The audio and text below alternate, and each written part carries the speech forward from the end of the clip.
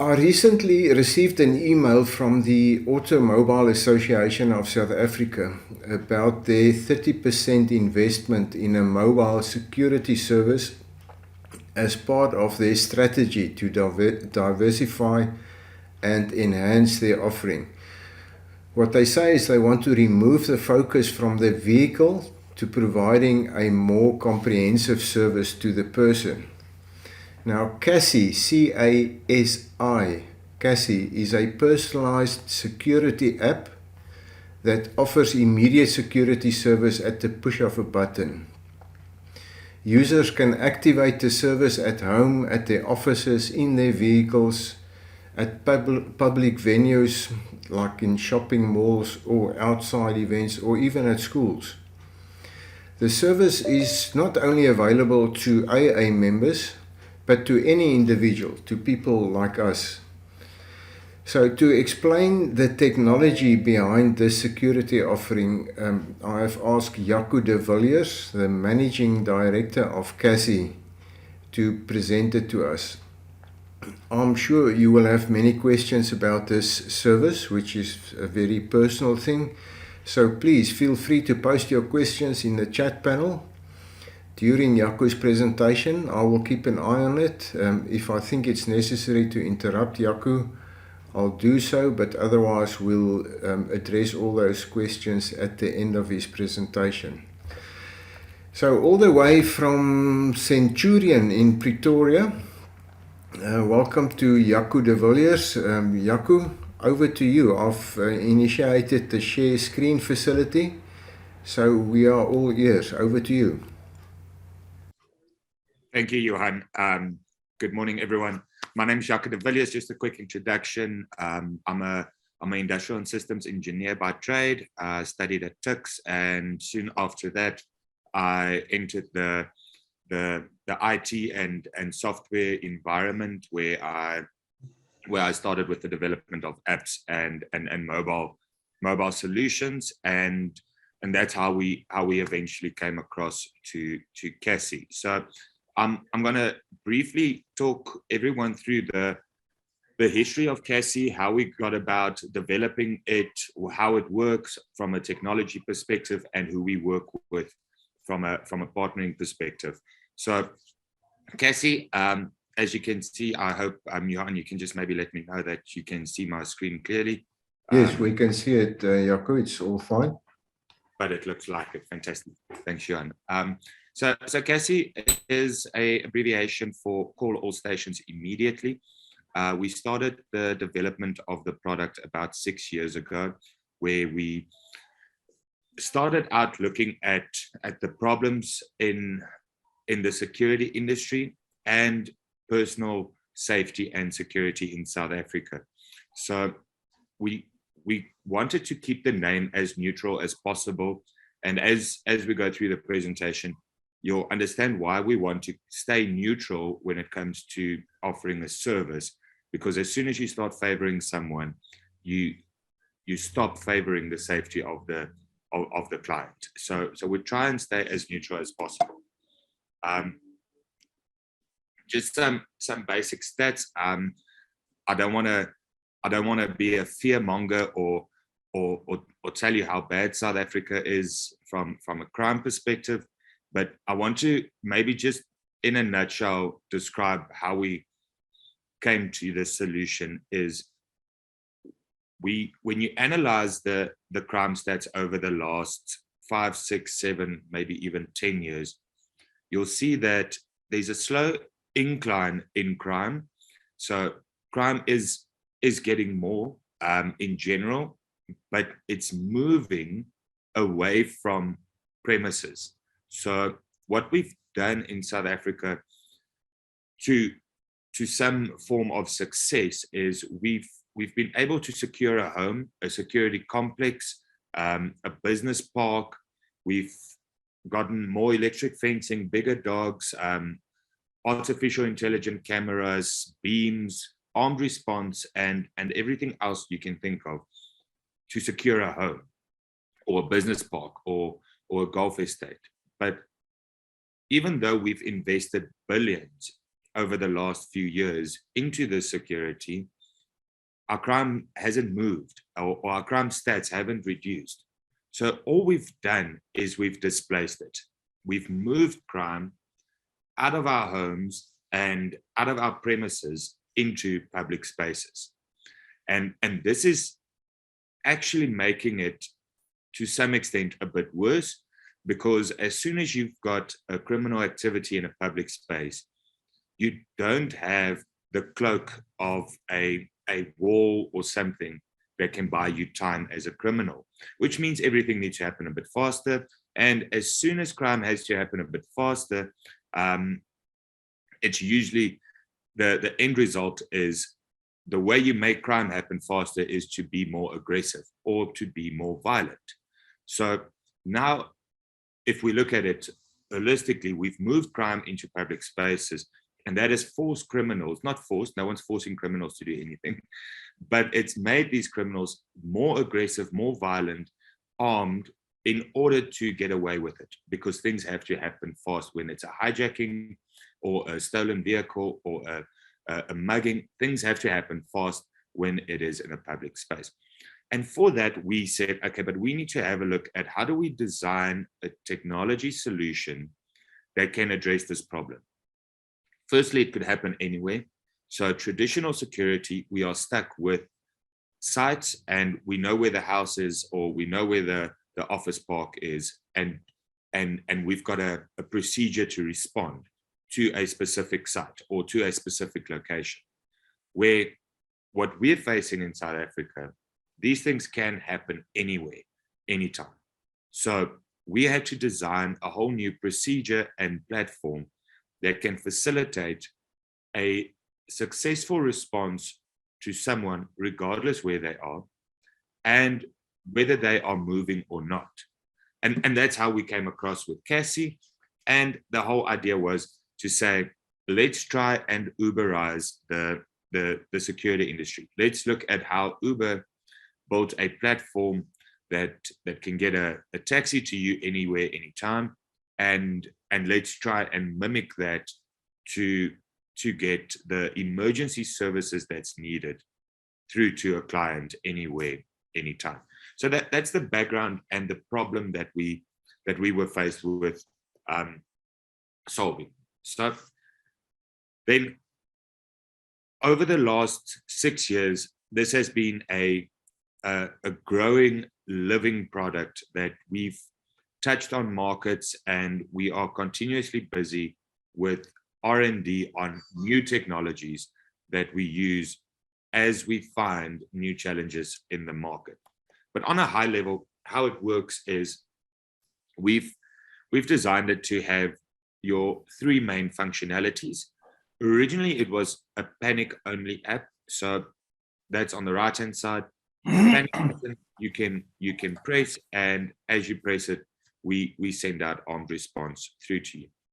But afterwards, we've developed a ride and a meet functionality.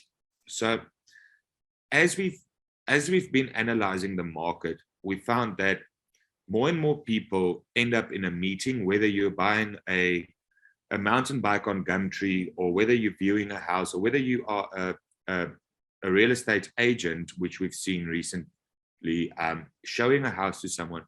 But we meet people all the time that we are uncertain about or that we don't trust. But we don't have a facility to lodge this with. And if something happens, expect a response to your exact location. So that's why we developed the meet functionality. We see it being used in a variety of situations. And then the next one that we developed is the ride functionality. So as much as we all are responsible for our personal safety, and as I believe most of you have got children, and you've installed this of, if you're traveling, let me know when you're safe there. What time can I expect you to arrive? This is something we should be doing more often. The vehicle-related crime in South Africa is on the rise, and we should start tracking and tracing. When are you leaving? When are you expected to arrive? And did it happen? So that's where the ride functionality plays such a big role. I travel quite a bit for work. I travel between all the provinces, and I travel through dangerous areas as well. And I try to use it as often as I can to say, I know I'm traveling at night. Let me just lodge it, because if I end up in a hijacking, the probability of me being able to access a panic button or my phone is not guaranteed. It's actually quite low. Things happen very fast when you're in a hijacking, and everyone thinks they'll remember their procedures of where a panic button is. But when it does happen, there's no guarantees that you will be able to access a panic button or be able to send out a signal. But if you've set up your ride beforehand and something does happen, we will intervene regardless. So just a bit of the product layout. So all three of those functionalities are in the mobile Panic app. So you can panic in it, you can set a meeting in it, you can set a ride in it. And then we've developed two other products that we've been working with for probably the last 2 years or so, the Bluetooth one for a bit longer. So we've developed a Bluetooth smart button. This button has got the ability to link to your cell phone, like any Bluetooth headsets or your car radio. It works on the exact same technology, but it gives you the ability to create a panic even though your phone is not directly with you, or you don't have the ability to unlock your phone and access a panic button. So this panic button is probably the size of a 5 Rand, a bit thicker, and you can wear it on you to create a panic. So it is not something big you have to carry with you. It's easily concealable, and it works with your phone even though you don't have your phone directly with you. The big advantage of this panic button is it's a low effort panic button. You don't have to charge it. You buy it and it works for 2 years, and then you change the battery and it works for another 2 years. And it works with your phone in range. I see this one is still saying 50 meters. We've just brought in a new panic button or new Bluetooth technology button that actually works up to 200 meters away from your smartphone. And I know a lot of people has got criticism around this, but a study we've done showed us that you are within 10 meters of your cell phone 97% of the time. So that is a comfortable stat that we can use. If you look at within 200 meters of your phone, that might even move up to 99% of the time, as 200 meters is quite a long range. But further than that, we've got our third access point or trigger that we use and promote, and this is our fully standalone panic button. Now, what this button does is it doesn't need a cell phone at all. It's got its own built-in SIM card, its own GPS, its own GSM, and you can almost look at it as a small cell phone. So we can track it. We can pick up if you are in a car accident. We've got fall detection on it, and we can phone it. So a few applications that we use this for is for youngsters that are out and about who someone wants to track. So you can track this device 24/7 and see where someone is, which is a extremely powerful functionality, especially if someone goes missing, or if someone is at risk. It's good to know where they are and where they were.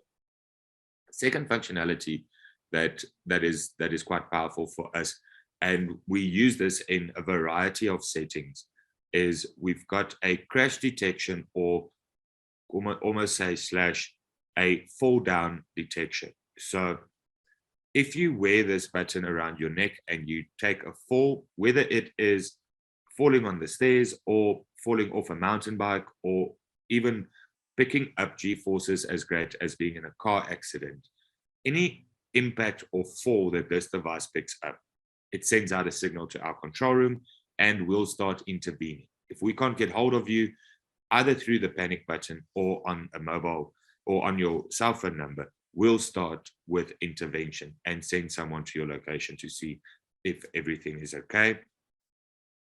and what might have happened. So you can have all of these together, or you can have the panic app and the smart button, or you can have the panic button app and the standalone button. It is flexible and configurable to the needs of who you are and what you feel your risk and exposure is as you are.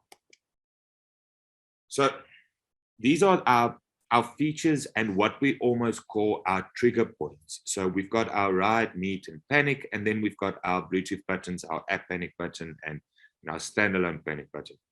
But what does it look like once we receive an emergency signal? So if I can just quickly walk through this process. What makes our system powerful and makes our service unique is the fact that we notify everyone immediately of an emergency. So as soon as there's a panic that comes in, it comes through to the top, to our control room. So our control room is a command and control where we facilitate the process. We make sure everything happens as it should. So it's more of a command and control than it is a standard control room.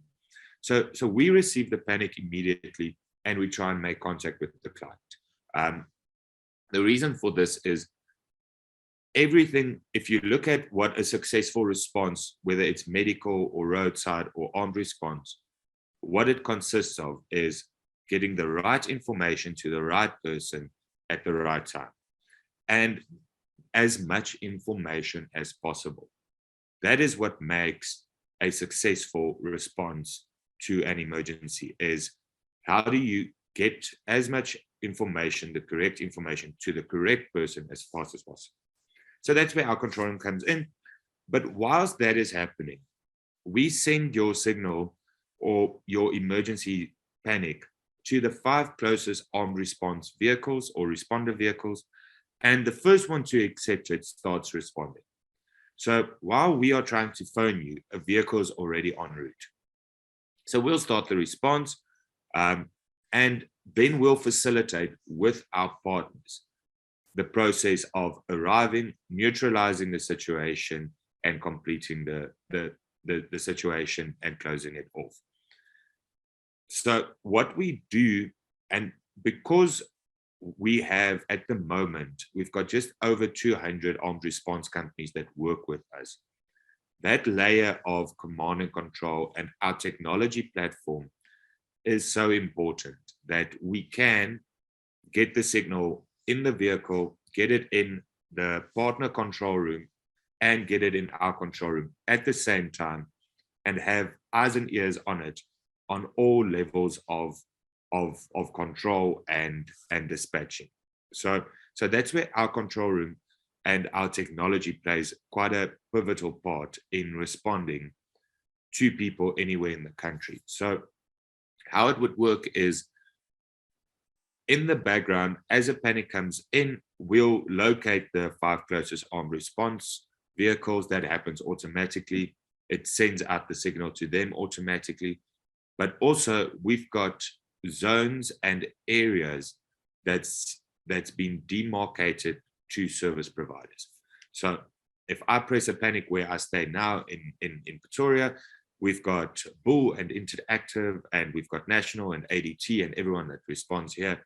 But if I get in my car, or if I come down to Somerset, we've got TSU, and we've got AIM, and we've got GBSEC, and we've got a variety of other service providers. So we need to know, or the system needs to automatically assign the correct service providers based on where you are. And as you travel from one zone or sector to another, we need to be able to then re-notify a new service provider in a new area. And then the essence of what makes the product as fast as it is cutting out unnecessary time in the process. So we try not to waste time on dispatching. And for that, we've got a responder app that we have in vehicles. And the essence of this is we're trying to bridge two problems that is known in the traditional response environment.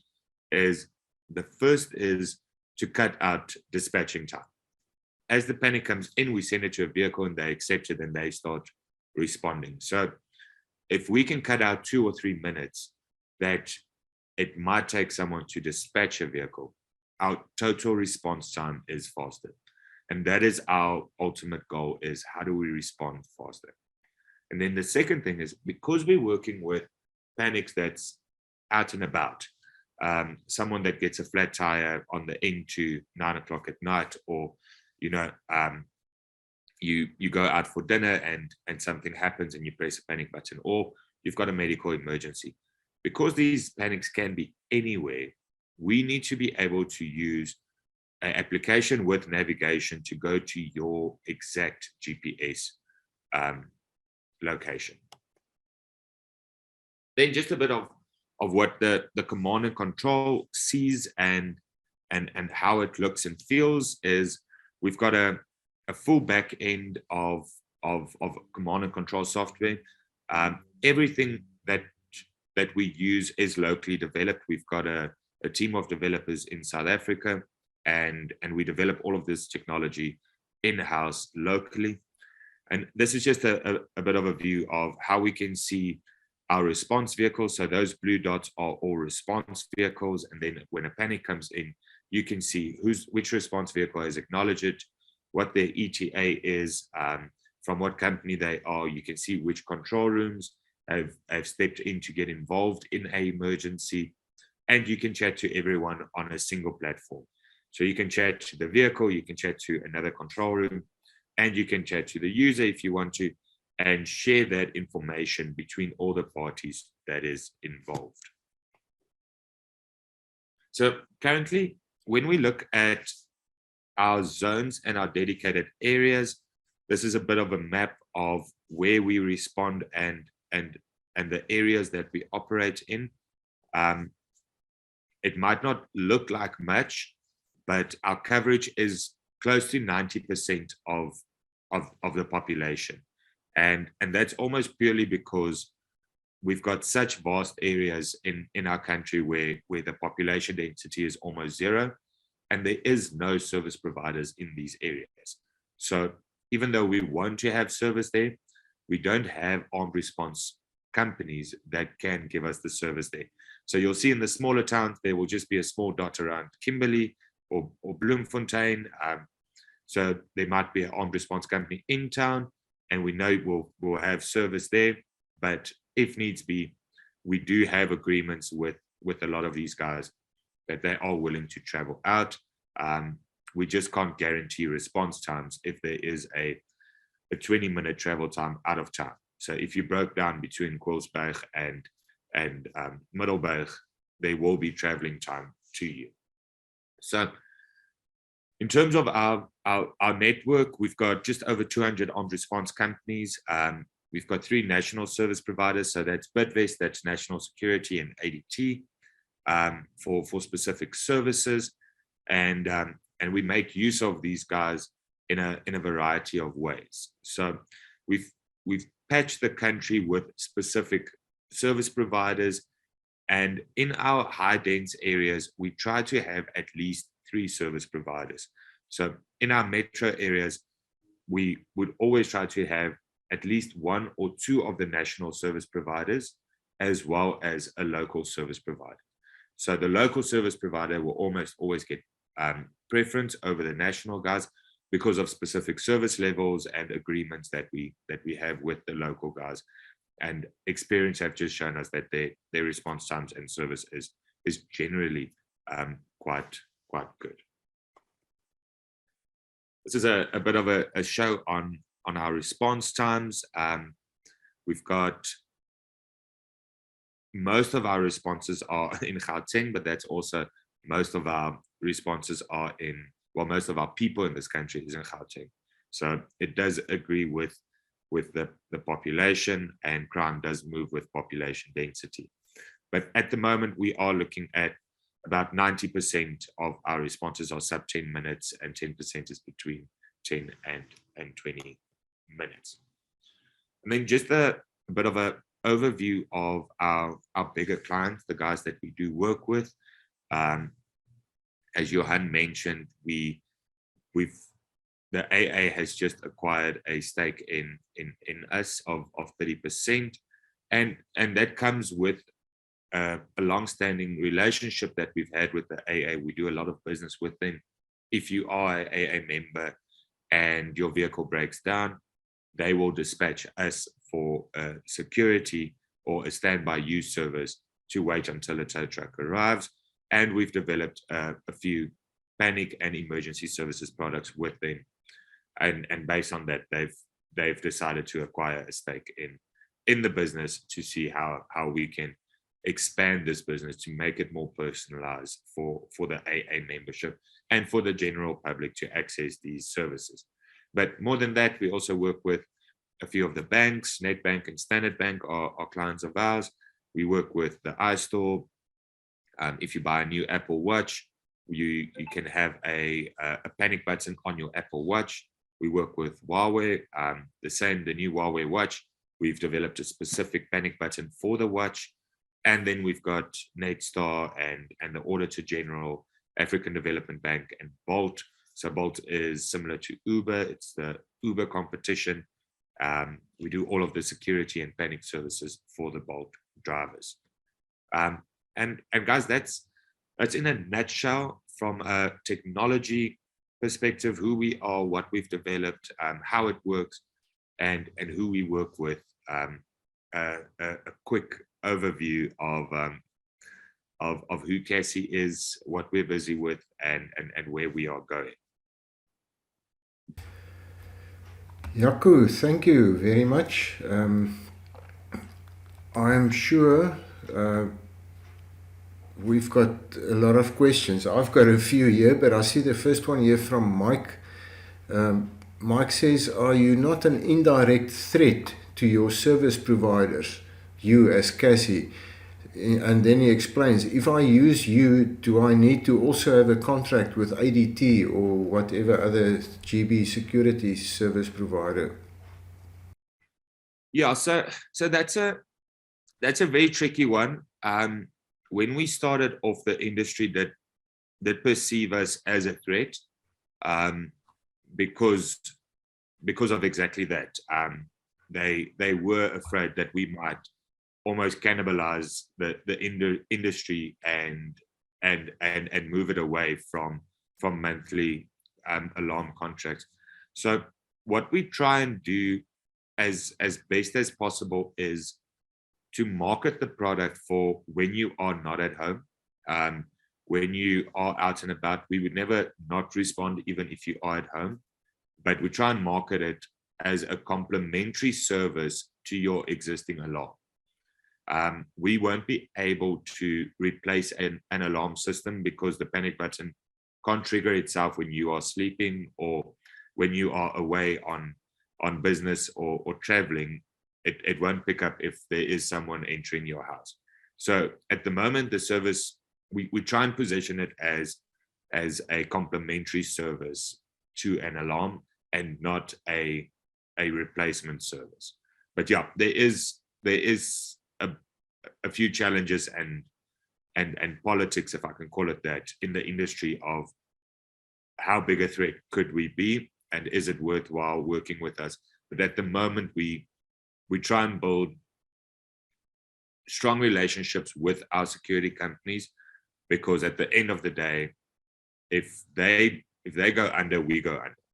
So we want them to do as good as possible, because the more resources they've got in field, the better our response times are. So we are aware of it, and we would always steer someone away from canceling an alarm and rather say this is an auxiliary product to your personal safety. Thanks, Jaco. Can I ask you just to stop sharing your screen, then we can see you specifically for the sake of the recording. Okay, then the next question from Derek. What is the impact of running the app on the mobile device's battery life? So The battery usage of the app will only be activated in a panic situation. So only once you've activated a panic will we start tracking you and get location updates. So for long as you're not in a panic state, it's got almost no battery effect on your device, because we know that is the most crucial thing that you need is battery, so that we can keep on tracking you and keep on accessing your location and maybe getting hold of you by your phone. So we try to keep it down. If you activate the panic, we will start tracking you live, and that will have a minor effect on your battery, but not as much as Google Maps or anything like that. It's actually less than the normal. Can I just add to that question? Does it depend on a cell phone signal? In other words, if I don't have a signal, you won't get my panic notification, and vice versa. Yeah, unfortunately, you would need a form of communication, and your cell phone would need signal to get the panic out through to us. There is other technologies that we are exploring, but at the moment we are stuck with the limitations of what our environments can give us. Then Peter Moore wants to know, does the app come with a detailed explanation on how to use it, or a training or tutorial, or how will us older people get to know how to use it? Yeah, so actually when you log into the app, the first 5 screens is a tutorial that would take you through exactly how the app works. And then further than that, we do have explainer videos and content that we can share. And what would happen is, as you log into the app, our control room will phone you to do a welcoming call, and they will be able to talk you through any questions that you might have. Gerrit van den Doel asks, how do I find out what my local service provider or security company is for CASi specific purposes? So for that, when you do log in, again, as you do a test panic, so the process is you log in with a cell phone number, you'll do a test panic, and then usually in your tutorial, it will tell you your closest responder is AM security, and the closest vehicle is 4 kilometers away or 6 kilometers away. But you can always, if you're traveling or if you want to know anywhere else, you can activate a panic and ask our control room who's the closest response company here, is their coverage, and who would be responding, and we're always happy to share that information.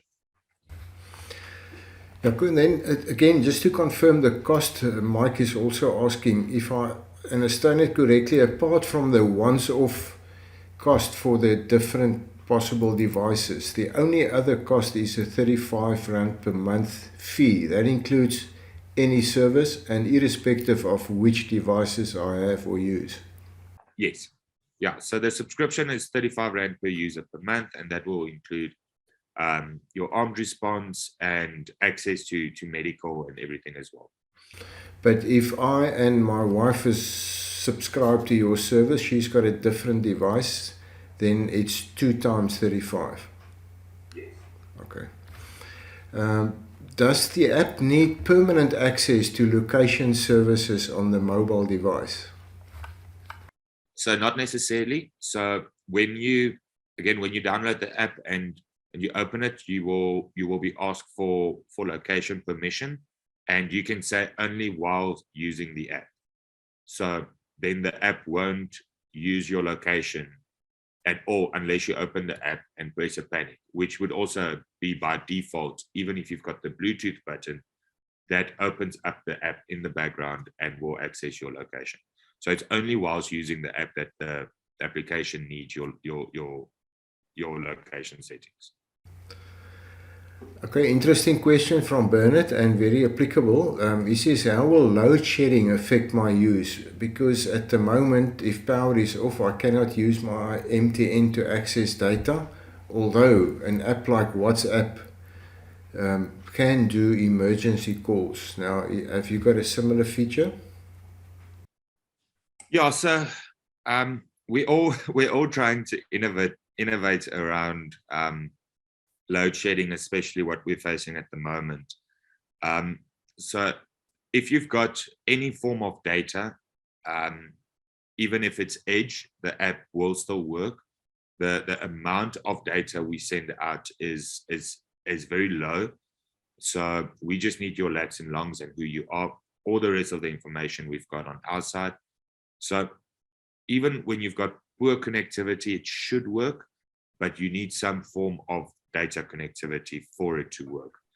We are looking at doing SMS failovers for now, where we can use the 2G network instead of the 3G network, and the GPRS network with an SMS if there is no 3G. So that is something we are busy investigating, and that is on our roadmap for development. But at the moment, we're still using your phone's data, and we need that connectivity to receive the signal. Question from Jeanette. You indicated that you call in the response, you call the person that initiates the panic.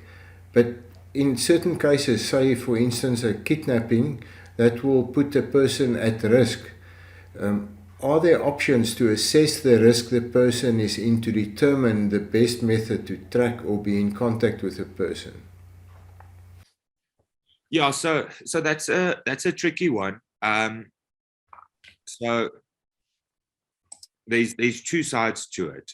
We only phone once. If we can't get hold of you, the dispatch goes on as normal, and we'll send out resources to the client.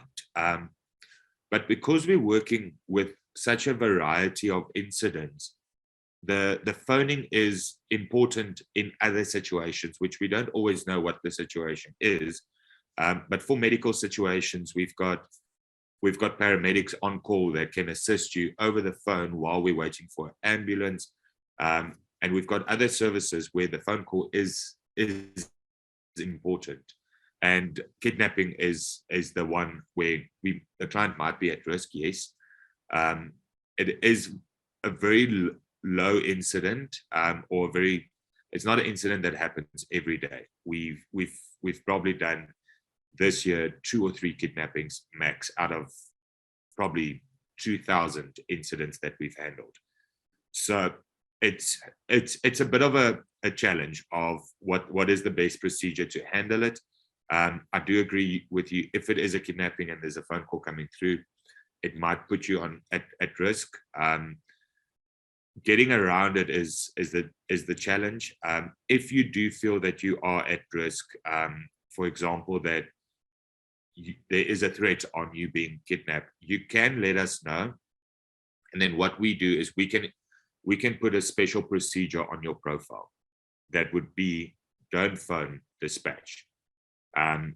So that is something that we have done for specific clients that we see as high risk clients. So then we'll put a procedure on their profile to say it's a no phone client. You just dispatch, and then we'll phone your emergency contacts, for example. So then I'd rather phone your first 2 emergency contacts and say, we've got a panic, we are en route, but I'm just letting you know, or do you have information? Where's the person supposed to be? Where are they heading? Okay, but we've found them here now. Are they supposed to be here? So those things we can set up per individual. So if it is something that you feel you are personally at risk at, then you can arrange with us and we can load a special procedure. I think Jeanette is pursuing this further. What was the outcome of the kidnapping incidents that you referred to? What did you actually do and what happened? Yeah, so kidnapping is always a a very tricky situation. It's all about tracking and responding, and then getting the right resources involved. Two of them were Uber or Bolt related, if I can put it that way, where Bolt drivers were actually kidnapped in their own vehicles, and held at ransom for a variety of reasons. So for that, it's a tracking exercise. We do get private security involved, but we also get SAPs involved, and we work with E2, which is your eyes and ears police initiative, where we've got public and police resources working together. And then it's an orchestration event. On all three, we did recover the clients, but it's a complex orchestration process because the person is at risk. You can't just, send the ADT in with an armed responder and a hand weapon. You need to gather information, you need to plan, you need to infiltrate and extract, and you need to negotiate. So depending on the situations, it's either an extraction process, or it's a negotiation process, or it's an infiltration process. But it is depending on what kind of kidnapping it is. We also work with organizations in the anti-human trafficking industry.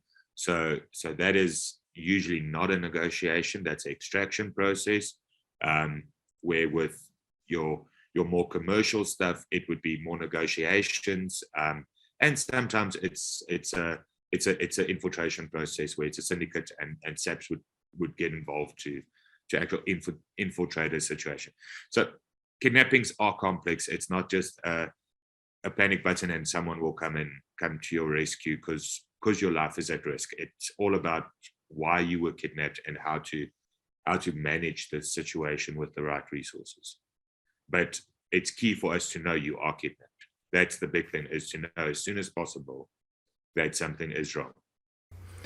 Jaco, good. Final two questions from my side. The one is, obviously, if this service of yours grows over the country, the more subscribers you get, there could be a risk that you cannot respond in time. Are you managing that from more staff, more people to respond? That's my first question. And secondly, we did say we don't need to be an AA member to get the service. What is the process, whether I'm an AA member or not an AA member? How do I actually start using this service? Yeah, so when you're an AA member, you do get discounts. So I just want to check my charges, not happy. When you're an AA member, you get discounts. You can either access them through their call center or on their website. On their website, it's just called AA Armed Response. And with your membership code, you can log in, enter your credit card details, and you'll be billed your monthly subscription through a card, or you can phone in and take it from there.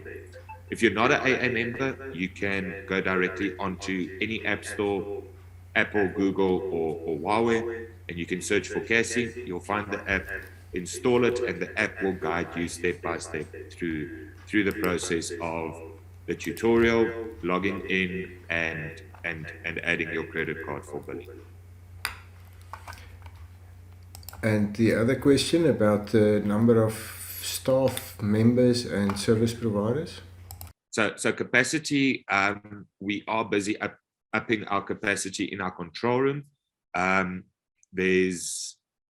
Luckily, it's a low utilization product. However, we can see our utilization is increasing. So call center staffing is not that much of an issue. I think the bigger issue is, can the industry actually handle 1 million panic buttons out there? And that is a very strategic planning project that we are busy with, where we're trying to build a model. Not trying to, we have built a model to optimize the industry's capacity in terms of saying, in an area we've got a ADT, a national, I know you guys are down in Somerset, so that's AIM and GBSEC and these guys, and to try and, instead of what we see often is, you are with company A and that responder drives past 2 other response vehicles to get to your alarm system. So we're trying to do a spatial plan just to optimize it and say, you guys stand on this corner, you guys stand on this corner, you guys stand on this corner. And with that, we can service much more effectively by building a capacity model around it. So we are busy with that. We've rolled out our first few in Gauteng now to start influencing the guys to say, move these vehicles here. We need an ambulance here, and we need another 2 vehicles here. And with that, we'll cut down response times, because the faster you respond, the more responses you can do. Thank you, Johan. Yeah, and thanks for arranging everything. If there is any other questions, yeah, you can tell anyone and everyone they're welcome to send it to you, or you can pop me a mail. Yeah, I'm happy to answer any questions on the product or assist where we can.